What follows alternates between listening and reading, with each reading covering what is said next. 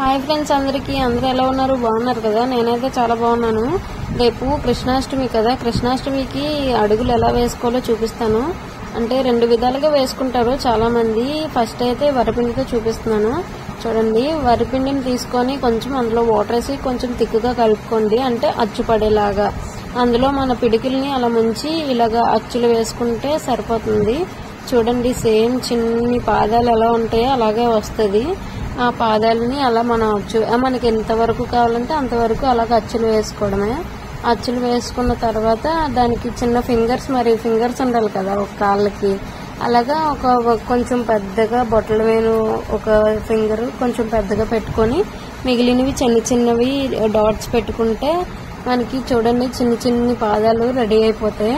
ఆ రెడీ అయిపోయిన తర్వాత మనం మధ్యలో డెకరేషన్ కొంచెం అందంగా కనిపించడానికి కుంకుమ ఉంటది కదా, కుంకుమను అలా బొట్టుల్లో పెట్టుకోండి. మధ్యలో అలా కుంకుమ పెట్టేసుకున్న తర్వాత మన దగ్గర పువ్వులు ఉంటాయి కదా, ఏదో ఒక పువ్వులు అలాగా డెకరేషన్ కోసం అలా పువ్వులు పెట్టుకోండి.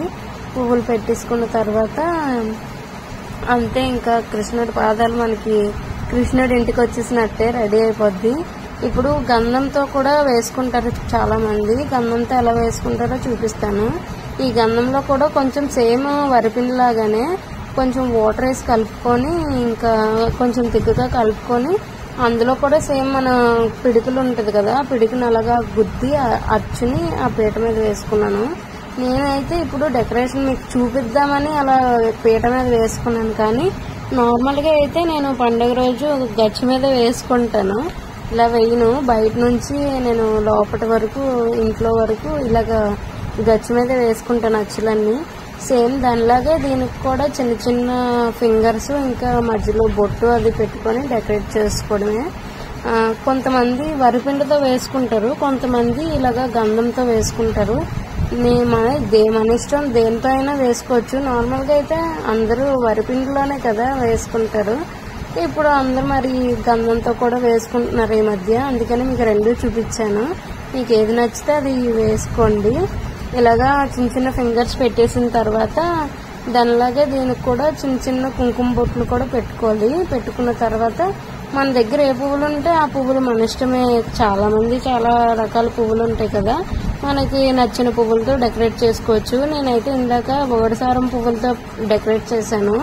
ఇప్పుడు చామంతులతో డెకరేట్ చేస్తున్నాను.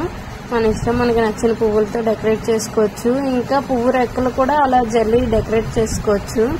ఈ వీడియో నచ్చితే లైక్ చేయండి, షేర్ చేయండి. ఇంకా మన ఛానల్ని సబ్స్క్రైబ్ చేసుకోకపోతే సబ్స్క్రైబ్ కూడా చేసుకోండి. ఇలాంటివి చాలా వీడియోస్ వస్తాయి మీకు. మన వీడియోస్ నోటిఫికేషన్ ద్వారా మీరు చూసుకోవచ్చు.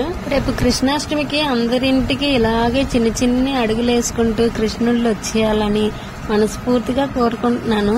అందరికీ కృష్ణాష్టమి శుభాకాంక్షలండి.